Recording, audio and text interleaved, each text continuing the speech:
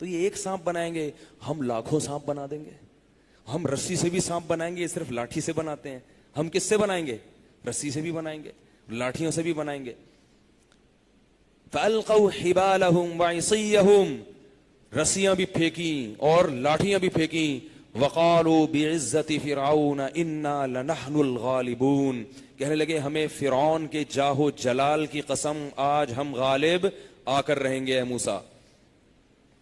جب لاٹھیاں پھینکی ہیں اللہ فرماتے ہیں اور وہ رسیاں پھینکی ہیں، تو جیسے ہی وہ لاٹھیاں اور رسیاں زمین پر گری، یخیل الیہم من سحرہم انہا تسعی، اللہ فرماتے ہیں لوگوں کی آنکھوں پہ ایسا جادو کیا کہ لوگوں کو ایسا لگ رہا تھا کہ یہ سانپ بن کے موسیٰ کی طرف دوڑ رہی ہیں. کیا مطلب؟ حقیقت میں سانپ جادوگر کے باپ میں دم نہیں ہے کہ وہ رومال سے حقیقت میں کبوتر بنا دے، اور یہ عامل لوگوں میں تو اتنا بھی دم نہیں ہے جتنا جادوگروں میں ہوتا ہے. جادوگر جو ہے نا وہ کم از کم نظر کا دھوکہ دے دیتا ہے، یہ عامل کمبخت یہ بھی نہیں کر سکتے. یہ بیٹھ کے صرف لوگوں کو الو بناتے ہیں بیٹھ کے. یہ تعویذ گنڈے دے دے کے نا، جن آیا ہوا ہے، چڑیل آئی ہوئی ہے، بھوت آیا ہوا ہے، کچھ بھی نہیں ہوتا اس کے اوپر، ان کو پتہ ہی نہیں ہوتا. اگر آیا ہوا بھی ہوتا ہے تو ان کو نہیں پتا ہوتا. کیا کروں پھر؟ موضوع نہیں چینج ہونا چاہیے. نہیں بھائی، عاملوں کی واٹ لگاتا رہوں گا موت تک انشاءاللہ. انشاءاللہ موت تک لگاتا رہوں گا، چاہے عامل دیوبندی ہو، چاہے عامل بریلوی ہو، چاہے عامل اہل حدیث ہو، چاہے تبلیغی ہو، چاہے جہادی ہو، چاہے خانقاہی ہو، چاہے کسی بزرگ کا خلیفہ. لوگ میرے پر فیس بک پہ میرے پر کمنٹ کر رہے ہیں اس کے تفردات ہیں، یہ اکابر کے نہج سے ہٹا ہوا ہے. جو مرضی بول دو، جو مرضی بول دو، میں اکابر ہی کے نہج پر ہوں الحمدللہ. لیکن اگر آپ کو لگتا ہے کہ ہٹا ہوا ہوں، لگنے دو، میری صحت پہ کوئی اثر نہیں پڑے گا. عاملوں کے خلاف انشاءاللہ بولتا رہوں گا. یہ الو بناتے ہیں اور تمہیں بناتے رہیں گے، اور تم ان سے الو بنتے رہو گے روحانیت کے نام پہ، جن چڑیل بھوت کے نام پہ. سمجھ رہے ہو؟ تو جادوگر حقیقت کو چینج نہیں کرتا. ہمارے بعض اکابر کی، بعض کی، سب کی نہیں، یہ رائے یہ تھی کہ جادو سے حقیقت بھی چینج ہو جاتی ہے. اس پر میرا ایک مستقل بیان سن لیں. میں نے دونوں طرف کے دلائل کا موازنہ کیا ہے، اور امام ابو بکر جساس جو بہت بڑے قرآن کے مفسر تھے، امام ابو بکر جساس، ان کی رائے جو مدلل ہے، ان کی یہ رائے ہے کہ جادو سے حقیقت تبدیل نہیں ہوتی. یہ بھی موضوع چینج ہو جائے گا، پورا واقعہ رہ جائے گا، اس لیے میں اس پہ روشنی ڈال رہا ہے. یوٹیوب پہ میرا کلپ موجود ہے کہ کیا جادو سے حقیقت چینج ہوتی ہے. جادو صرف نظر کا دھوکہ ہے، کچھ بھی نہیں ہوتا. تو اب کیا ہے؟ اللہ فرماتے ہیں کہ یخیل الیہ، لوگوں کو خیال یہ گزرا کہ یہ کیا ہے، جادو کے زور. یہ اللہ فرماتے ہیں ایسا مسمرزم کیا اور ایسا کوئی ہیپناٹائز کیا یا کیا کیا کہ سب کو یہ لگ رہا ہے کہ یہ کیا ہے، سانپ بن کے رسیاں دوڑ رہی ہیں. وجاؤ بسحر عظیم، اللہ فرماتے ہیں بہت بڑا جادو لے کر آئے تھے. یعنی اتنا بڑا جادو کہ عام حالات میں کسی کی نظر پر اتنا کھلے میدان میں اس طرح سے کرنا ممکن نہیں ہے. بہت ہی ٹرک کی استعمال کی تھی انہوں نے. اللہ فرماتے ہیں فَأَوْجَسَ فِي نَفْسِهِ خِيفَةً مُوسَىٰ، حضرت موسیٰ نے جب یہ دیکھا کہ یہ میری طرف دوڑ رہی ہیں تو موسیٰ اور ہارون کے دل میں خوف پیدا ہوا. یہ کیا ہو رہا ہے؟ ان پہ بھی جادو کا اثر ہوا. اس سے پتہ چلا کہ پیغمبر پہ بھی جادو کا اثر ہو جاتا ہے کسی مصلحت سے، ورنہ پیغمبر پہ جادو کا اثر نہیں ہوتا. لیکن جب کوئی مصلحت ہوتی ہے تو ہو جاتا ہے. ہمارے نبی پر جادو کا اثر ہوا تھا، اس میں مصلحت تھی تاکہ لوگ آپ کو جادوگر نہ سمجھیں. لوگ کہتے تھے یہ جادوگر ہیں، جادوگر ہیں، تو اللہ نے تھوڑا سا اثر ہونے دیا کیونکہ جادوگر پہ تو ہوتا ہی نہیں ہے. تو اس لیے اس مصلحت سے، ورنہ ہر ایک پہ نہیں ہوتا جادو کا اثر. دوسرا، موسیٰ علیہ السلام پر کیوں ہو گیا؟ تاکہ وہ پریشان ہو، تھوڑا سا مقابلہ تو ہو نا. ورنہ جادوگر سمجھ جاتے کہ بھئی یہ تو جادوگر ہے، اس پہ تو یہ تو سمجھ رہا ہے اس چیز کی حقیقت، تو ان کا ایمان، ان کا جو غلط نظریہ تھا اور کیا ہو جاتا پکا. جب موسیٰ کے دل میں خوف پیدا ہوا، یہ کیا بھائی سانپ، وہ ایک لاٹھی جو سانپ بنی تھی وہاں جب بھاگے تھے پیچھے مڑ کے نہیں دیکھا، تو یہاں تو موسیٰ علیہ السلام کتنے پریشان ہوئیں گے. ادھر رسیاں سانپ بن کے تیزی سے ان کی طرف دوڑ رہی ہیں، یہ ادھر گھبرا گئے، پریشان ہو گئے.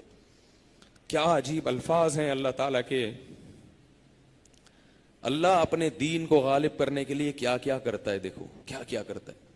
فرمایا قلنا لا تخف، اے موسیٰ ڈر نہیں، ڈر نہیں، انک انت الاعلی، آج کے دن مقابلہ کون جیتے گا؟ تو جیتے گا. اے اللہ کیسے جیتوں گا میں؟ موسیٰ علیہ السلام کو کچھ بھی نہیں پتا ہوگا کیا.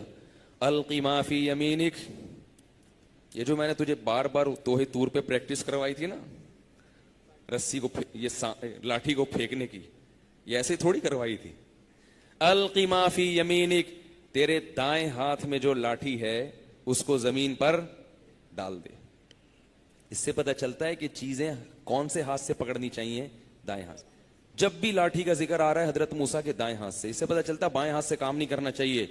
پیغمبروں کی سنت ہے سارے کام سیدھے ہاتھ سے. گھڑی بائیں ہاتھ میں اس لیے باندھی جاتی ہے کہ سیدھے ہاتھ سے کام زیادہ ہوتے ہیں تو وہ گھڑی ہلتی رہتی ہے. لیکن اگر کسی کو ملجھن نہیں ہوتی تو وہ سیدھے ہاتھ میں، گھڑی بھی سیدھے ہاتھ میں باندھے. وہ تو سارے کام کس سے کرنے چاہیے؟ کسی کو تھپڑ لگانا ہو سیدھے ہاتھ سے، اس میں برکت زیادہ ہوگی. حضرت موسیٰ نے سیدھے ہاتھ سے مکہ لگایا تھا تو بندہ الٹے میں اتنی نہیں طاقت ہوتی. اور کوئی لیفٹ ہینڈر ہے تو تکلف کر کے اپنے آپ کو رائٹ ہینڈر بنائے. وہ ہاں جو گندگی والے کام ہے وہ الٹے ہاتھ سے کرنے چاہیے. تو بار بار جو قرآن یمین یمین کا ذکر کر رہا ہے نا، دائیں ہاتھ، اس میں کوئی مصلحت ہے، یہ ہمیں ادب سکھانے کے لیے. سمجھ رہے ہو؟ القی ما فی یمینک، تیرے دائیں ہاتھ میں جو لاٹھی ہے اسے زمین پر پھینک دے. اللہ فرماتے ہیں کہ موسیٰ نے وہ لاٹھی جب زمین پر پھینکی ہے، فَإِذَا هِيَ تَلْقَفُ مَا يَأْفِكُونَ، اذا کہتے ہیں اچانک، سیکنڈوں کے اندر وہ بڑا اژدہا بنا اور ایسے کر کے ان کو سیکنڈوں کے اندر نگلنا شروع کر دیا. وہ جو سانپ ادھر بھاگ رہا ادھر پکڑا ادھر، اس کو پکڑ پکڑ کے نا وہ اس نے اژدہے نے کیا کیا؟ کھانا شروع کر دیا. اب قرآن کے الفاظ دیکھیں، یہ منظر جب جادوگروں نے دیکھا، فَأُلْقِيَ السَّحَرَةُ سُجَّدًا، فا کا مطلب ہوتا ہے عربی میں فوراً کوئی کام ہو جائے. جب میں کہتا ہوں نا جاءنی زید ثم عمر، اس کا مطلب ہے میرے پاس زید آیا، ثم پھر کچھ دیر کے بعد عمر آیا. اگر میں کہتا ہوں جاءنی زید و عمر، میرے پاس زید آیا اور عمر آیا، اور کا مطلب بعد میں بھی آ سکتا ہے، ابھی بھی آ سکتا ہے، اکٹھا بھی آ سکتا ہے، بھائی دونوں آئے، کس ترتیب سے یہ نہیں. اور اگر میں کہتا ہوں جاءنی زید فعمر، زید کی انٹری ہوئی اور پیچھے پیچھے عمر آ رہا تھا، فا کا یہ مطلب ہوتا ہے. تو اللہ فرماتے ہیں ادھر اس نے نگلنا شروع کیا اور ادھر جادوگروں نے پہلے تو مشورے لے رہے تھے نا، مشورے لے رہے تھے کہ لڑیں کہ نہیں لڑیں. ایمان لانے کے لیے مشورہ نہیں لیا، کوئی مشورہ نہیں، بے اختیاری. اور القیہ کا مطلب یہ نہیں ہے کہ سجدے میں گر گئے، غیبی طاقت نے ان کو سجدے میں گرا دیا. کیا مطلب؟ نہ چاہتے ہوئے بھی انہیں خود پتہ نہیں چلا کہ ہم کیا کر رہے ہیں. یعنی ان کو اتنا یقین آ گیا موسیٰ کے نبی ہونے پر کہ وہ بے ساختہ ہو گئے، حواس باختہ ہو گئے. انہوں نے کہا کہ اس میں سوچنے کی ضرورت نہیں ہے، اور صرف زبان سے کلمہ نہیں پڑھو، بالکل سر زمین پہ لگا کے اپنی عاجزی اور انکساری کا اظہار کر کے تسلیم کر لو کہ ہمیں موسیٰ کے نبی ہونے پر اتنا سا بھی تردد نہیں ہے، اور ہم اس کے لیے کسی سے مشورہ لینا یا اس بارے میں غور و فکر کرنا یا اس بارے میں صرف زبان سے کہنا، اس پر بھی ہم اکتفا نہیں کر رہے. ان چیزوں کی ضرورت نہیں ہے. چڑھتے سورج کی طرح یقین ہو گیا ہے کہ موسیٰ اللہ کا پیغمبر ہے. فَأُلْقِيَ السَّحَرَةُ سُجَّدًا، اللہ فرماتے ہیں اچانک خود بخود الٹے ہو کر سجدے میں گر پڑے. قالوا آمنا برب العالمین، کہنے لگے ہم تمام جہانوں کے پالنے والے خدا پر ایمان لے آئے. ربی ہارون و موسیٰ، اس رب پر ایمان لا رہے ہیں جو ہارون اور موسیٰ کا رب ہے. اب دیکھو عجیب بات ہے، اس میں بڑے علمی نقطے ہیں. پہلی بات، جادوگر میں کیا ایسی چیز انہوں نے دیکھ لی تھی؟ بھائی وہ بھی تو یہ سوچ سکتے تھے کہ ہو سکتا ہے جیسے ہم نے جادو کیا ہو موسیٰ نے بھی جادو کیا ہو. تو مشورہ لینا چاہیے تھا، ہاں بھائی کیا رائے ہے بتاؤ، مقابلہ تو ہارتے ہوئے نظر آ رہے ہیں. یہ ہونا چاہیے تھا نا مشورہ، کہ یار کیا مشورہ ہے جادوگروں سے. جادوگر آپس میں پوچھتے بتاؤ بھائی کیا ہے، یہ تو انہوں نے اژدہا بنا دیا اور یہ تو سانپ وانپ کھا رہا ہے، اب کوئی نیا وار ہے تو بتاؤ ورنہ نکلتے ہیں بھائی یہاں سے، چلتے ہیں، شکست ہو گئی ہے.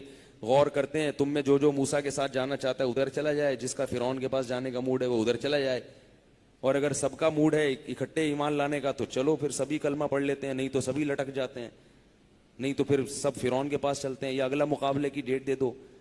عام طور پر جب شکست ہوتی ہے تو یہ باتیں ہوتی ہیں آپ لوگ کی سمجھ میں نہیں آ رہا تو میں کیسے سمجھاؤں گا بھائی دنیا کو. قرآن کے ایک ایک لفظ مقابلے سے پہلے مشورے ہو رہے ہیں, لیکن لاٹھی کو سانپ بنتے ہوئے دیکھا تو مشورہ نہیں, کسی نے بھی نہیں, کیونکہ ہر ایک کو اتنا یقین آ گیا کہ اگر دوسرا کہتا نا کہ نہیں تو کہتے تم جاؤ پھر, ٹھیک ہے نا, تمہیں اگر یقین نہیں ہے تو میں پاگل نہیں ہوں کہ اس پیغمبر کا انکار کر دوں, میں تو لا رہا ہوں. تو سب کا یہی نظریہ تھا کہ موسیٰ اللہ کا سچا پیغمبر ہے. پہلی بات یہ. دوسرا پوائنٹ کہ سجدو نہیں ہے کہ سجدے میں اپنے ارادے سے گرے, اتنا یقین ہو گیا کہ اب ان کے پاس دوسرا آپشن ہی ختم کہ بھائی اب تو یہ تو کرنا ہی کرنا ہے, اب تو میں اس میں دو رائے ہو نہیں سکتی. غیبی طاقت کی لاشعوری طور پر جب انسان کام کرتا ہے نا, لاشعوری طور پر اتنا یقین ہو گیا کہ بھائی سوچے سمجھے بغیر بس سجدے میں گر گئے. اور تیسری بات یہ ہے کہ موسیٰ کی عظمت کا اعتراف نہیں کر رہے. نہیں یاری بات, سجدے میں گرتے ہی کیا کہہ رہے ہیں, اس کے رب پر ایمان لے آئے.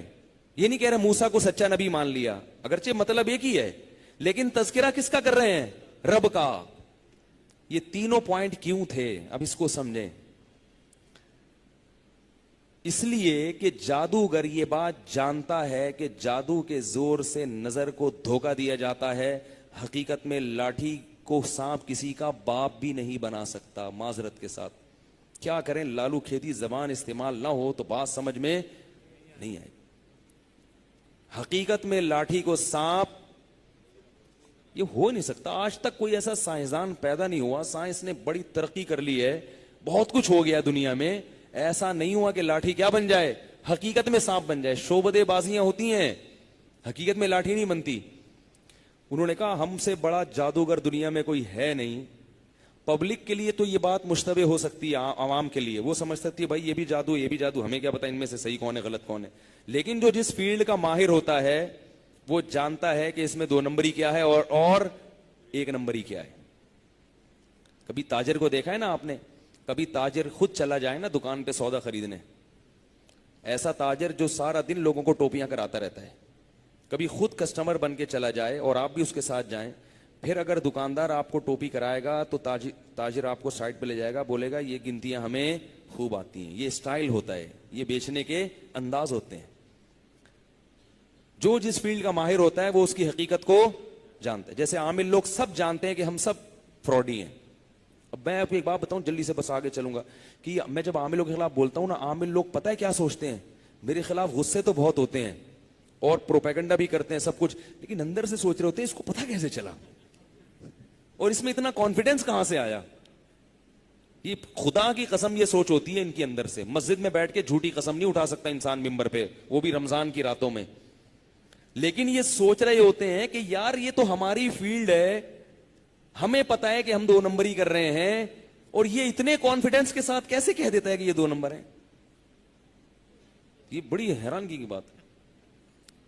تو خیر اس کو چھوڑو. تو جو ہے نا تو اصل میں مجھے کیوں کہہ دیتا ہوں, یہ نہیں کہ میں عامل ہوں, اس کی ایک وجہ ہے, ابھی موضوع وہ چینج ہو جائے گا پھر. تو جادوگر جادو کی حقیقت کو سمجھتے تھے. اب موسیٰ علیہ السلام کے دربار میں, فرعون کے دربار میں موسیٰ علیہ السلام نے جب لاٹھی کو سانپ بنایا تو کوئی کنفیوز ہو سکتا تھا کہ یار یہ تو جادو ہے, یہ تو کرتب ہوتے ہیں, یہ کیا ہے. تو اللہ نے مقابلہ کس سے کروا دیا, جادوگروں سے, کہ بھئی یہ خود بتا دیں گے کہ یہ جادو ہے یا حقیقت ہے, یہ خود بتائیں گے, ان سے پوچھو. تو ایک جادوگر بھی پیچھے نہیں ہٹا. تو پہلی بات, جادو سے حقیقت تبدیل نہیں ہوتی. جادوگر یہ سمجھ گئے کہ یہ لاٹھی کو حقیقت میں سانپ بنانا یہ موسیٰ کا کام نہیں ہے, یہ کس کا کام ہے, رب العالمین کا. موسیٰ کے ہاتھ میں اتنی طاقت نہیں ہے, اگر ہوتی تو ہم تو اس سے زیادہ ان چیزوں میں ماہر ہیں.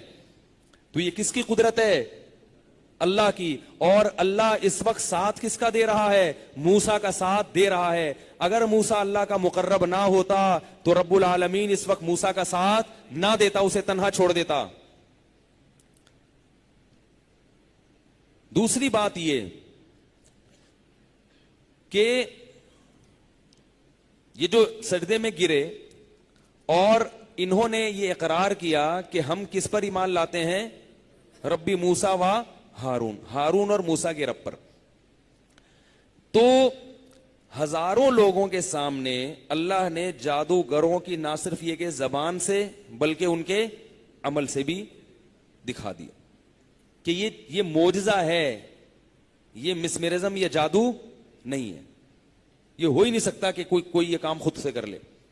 دوسرا مسئلہ یہ ہوا کہ یہ بھی ممکن تھا، ایک اول تو ایسا چانس نہیں ہے، خام خواہ میں وہم کوئی کرتا رہے اور بلا وجہ تو وہ تو پھر اس کا تو دنیا میں کوئی علاج ہے نہیں، لیکن اس کا تھوڑا سا چانس تھا کہ کہیں آپس میں نورا کشتی نہ ہوتا ہے نا بعض دفعہ، ہلکا پھلکا سا چانس ہوتا ہے. اول تو اتنی معمولی امکانات کی بنیاد پر حق کو مسترد کر دینا، ایسا تو پھر دنیا میں ہر چیز میں کچھ نہ کچھ احتمال تو ہوتا ہے. یہ احتمال بھی ہو سکتا ہے آپ خواب دیکھ رہے ہوں، میں بیان نہ کر رہا ہوں، کیا خیال ہے بھائی؟ احتمال تو ہے نا. تو یہ تو پھر کسی کو بھی کچھ بھی کر لو، آپ تھپڑ مارو اس کو کھینچ کے، بولے مجھے کیوں مارا، بولے ہو سکتا ہے میں نے خواب میں مارا ہو. خواب میں کوئی بھی کسی کو تھپڑ مار سکتا ہے. تو ایسے احتمالات کی کوئی بنیاد نہیں ہوتی، اس بنیاد پہ آپ اپنا نظریہ نہیں چینج کر سکتے. لیکن بہرحال ایک معمولی سا بھی امکان تھا. اللہ اس موقع پر حق کو ایسا واضح کرنا چاہ رہے تھے کہ اللہ نے یہ امکان بھی ختم کر دیا کہ یہ نورا کشتی نہیں ہے. کیسے؟ فرعون نے فوراً یہی الزام لگایا جب دیکھا نا کہ بھئی جادوگر بجائے میرا ساتھ دینے کے تو سجدے میں گر کے اس کی تسبیح پڑھنا شروع کر دی انہوں نے، اور ایسے وہ جو ہے نا گڑ گڑا رہے ہیں اور ایسے ایمان لا رہے ہیں اور ایسے کلمے پڑھ رہے ہیں زور زور سے. پوری دنیا منظر دیکھ رہی ہے، سارے جادو سجدے میں گرے، جادوگر سارے سجدے میں پڑے ہوئے ہیں. تو وہ فرعون نے ان سے کہا کہ ان ھذا لکبیرکم الذی علمکم السحر، اصل میں موسیٰ تمہارا امیر ہے جس نے تمہیں یہ جادو سکھایا ہے، تم چھوٹے ہو اور یہ بڑا جادوگر. اور دونوں نے مل کے یہ نورا کشتی کا پہلے سے پروگرام بنایا ہوا تھا تاکہ مل کے جادو کے طاقت سے مجھے یہاں سے نکال دو. حالانکہ فرعون جانتا تھا کہ میں یہ کیا کہہ رہا ہوں غلط، لیکن اللہ نے یہ الزام بھی کیا کر دیا؟ بری.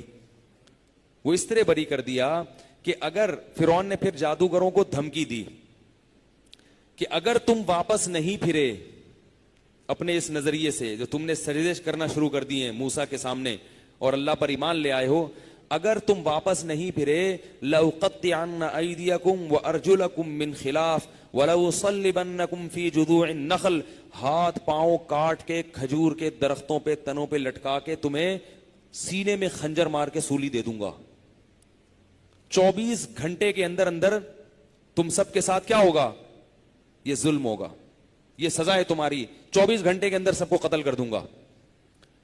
تو وہ جواب میں کیا کہتے ہیں؟ اگر یہ نورا کشتی ہوتی تو نورا کشتی اس لیے تھی نا تاکہ ہمیں کیا مل جائے؟ حکومت، بادشاہت، یہی مقصد ہے نا. تو جادوگروں نے کہا کہ لن نؤثرک علی ما جاءنا من البینات، اے فرعون ہم نے موسیٰ کے برحق ہونے کی جو دلائل دیکھ لی ہیں، ان دلائل کے بعد ہم تجھے ہرگز ترجیح نہیں دے سکتے، کچھ بھی کر لے. انما تقضی هذه الحیات الدنیا، تو اس دنیا میں ہمیں سزا دے سکتا ہے نا، جو تیرے بس میں ہے وہ تو کر لے. آگ میں ڈال سکتا ہے، آگ میں ڈال دے. انا آمنا بربنا، ہم کس پر ایمان لائے ہیں؟ اصل میں موسیٰ پہ نہیں لائے، اس کائنات کو بنانے والے پر لائے ہیں. لیغفر لنا خطایانا، اس ایمان کے ہمیں جو فائدے ہوں گے نا وہ تجھ پر ایمان کے نہیں ہوں گے. پہلا فائدہ کہ ہم نے جو پیغمبر سے مقابلہ کر کے جرم کیا، اللہ چاہتا تو ہمیں اسی وقت ہلاک کر دیتا. یہ بھی تو ہو سکتا تھا نا کہ سچے نبی سے مقابلہ ہو رہا ہے، اللہ تعالیٰ نے ہمیں ہلاک نہیں کیا، اس کا بہت بڑا فضل ہے. اب ہم ایمان لائے ہیں کیونکہ ایمان لانے سے سارے گناہ معاف ہو جاتے ہیں. پیغمبر سے جو مقابلے کا جرم ہے، اللہ یہ جرم بھی ہمارا کیا کر دے گا؟ معاف. ورنہ اس جرم کی بھی کوئی اگر اللہ سزا دینا چاہے تو اے فرعون تو اس سزا سے ہمیں نہیں بچا سکتا. اس سے پتہ چلتا ہے کہ اہل حق کے مقابلے میں آ کے کھڑا ہونا معمولی جرم نہیں ہے، چاہے آپ وہ مقابلہ ہار ہی کیوں نہ جائیں. سامنے آ کے کھڑا ہونا بھی یہ بھی کوئی معمولی جرم نہیں ہے. تبھی جادوگر کہہ رہے ہیں کہ یہ جو اتنا بڑا جرم ہو گیا، ہم تو پہلے مشورہ کر رہے تھے کہ بھئی اگر نبی نکلا ہم تو پھنس جائیں گے، تو وہ تو واقعی سچا نبی نکلا. لیکن اب ہمارے پاس اس عذاب سے بچنے کا صرف ایک طریقہ کیا تھا؟ ایمان لے آئیں، کیونکہ ایمان پچھلے تمام گناہوں کو ختم کر دیتا ہے. لیغفر لنا خطایانا وما اکرہتنا علیہ من السحر، اور جو جس جادو پر تو نے ہمیں مجبور کیا اس جادو کا بڑا جرم ہے، وہ خود جادو ایک بہت بڑا جرم ہے، اور پیغمبر سے مقابلہ اور ماضی کے ہمارے جتنے گناہ جو ہم نے کفر کی حالت میں کیے، ہمارا رب وہ سارے گناہوں کو معاف کر دے گا، تو ہمیں یہ آپشن تیرے پاس نہیں ہے۔ اور آگے کہنے لگے انما تقضی هذه الحیات الدنیا انا آمنا بربنا لیغفر لنا خطایانا وما اکرہت علینا من السحر واللہ خیر وابقا۔ اے فرعون، اللہ تجھ سے بہتر بھی ہے، اللہ ہمیں جو بدلہ دے گا نا اس شہادت کے بعد، ہم کٹ جائیں گے، سولی پہ لٹکا دے گا، ہاتھ پاؤں کاٹ دے گا، کیا کرے گا اس دنیا میں، کتنا کر سکتا ہے، زیادہ آگ میں جلا دے گا، اور کیا ہوگا، جیل میں ڈال دے گا، ساری زندگی بھوکے پیاسے مر جائیں گے، 20 سال 30 سال 50 سال کی زندگی ہے، ختم ہو جائے گی۔ اور اگر ہم تیری دعوت کو ٹھکرا دیں اور موسیٰ پر ایمان لائیں تو پتہ ہے کیا ملے گا ہمیں، واللہ خیرن، اللہ جو بدلہ دے گا وہ تیرے بدلے سے زیادہ بھی ہوگا۔ تو حکومت میں عہدہ دے رہا ہے نا گورنری کا، تو اپنے جو پروٹوکول دے رہا ہے، تنخواہ بڑھا دے گا، وظیفہ دے دے گا، الاؤنس دے دے گا، اللہ جو کچھ ہمیں دے گا اس کا نام کیا ہے، جنت ہے، جس میں بہتی ہوئی نہریں ہیں، شہد کی نہریں ہیں، دودھ کی نہریں ہیں، حوریں ہیں اس میں، اور ایسی خوبصورت جنت اللہ، کیونکہ جب یقین آ گیا تو پیغمبروں کی تعلیمات تو سنی نہیں تھی انہوں نے کہ بھئی جنت، وہ تو سب چیزوں پہ یقین آ گیا نا۔ ایسا نہیں ہوتا کہ آپ کو نبی کی ایک بات پر یقین آئے اور باقی باتوں پہ یقین نہ آئے۔ کسی کو نبی مان لیا تو نبی اگر دن کو رات کہے تو رات ماننا پڑتا ہے، رات کو دن کہے تو دن ماننا پڑتا ہے۔ جب نبی کی نبوت پہ یقین ہو گیا تو پھر سب چیزوں پہ یقین ہو جاتا ہے۔ کہہ رہے ہیں اللہ جو ہمیں بدلہ دے گا وہ تیرے بدلے سے بہت زیادہ ہے، وَأَبْقَى، اور تو جو ہمیں بدلہ دے گا وہ تھوڑے دن کا ہے، اور اللہ جو دے گا وہ ہمیشہ کا ہے، وہ بہت زیادہ اس سے۔ تو ہم پاگل ہیں جو تیری دعوت پر ایمان لے آئے؟ ہم نے اگر لالچ میں ہی یہ کام کیا ہے تو وہاں ہمیں کیا مل رہا ہے؟ جیسے یہ جو سیاسی لوٹے ہوتے ہیں نا، سیاسی لوٹے، یہ کیا کرتے ہیں، جب ادھر زیادہ پیسے مل رہے تو ادھر لڑ جاتے ہیں، ادھر زیادہ پیسے مل رہے ہوتے ہیں تو ادھر لڑک جاتے ہیں، لالچی ہوتے ہیں نا۔ تو وہ کہہ رہے ہیں اگر ہم نے لالچ ہی کرنی ہے تو ہم کس کی لالچ کریں، جنت کی کریں نا، اس دنیا کی کیوں کریں؟ تو فرعون نے ان سب کو قتل کر کے ختم کر دیا۔ اگر یہ نورا کشتی ہوتی تو وہ کبھی بھی قتل ہونے کے لیے تیار نہ ہوتے، کیونکہ اس میں اپنے مفادات ہوتے ہیں، انہوں نے سارے مفادات کیا کر دیے، قربان کر دیے۔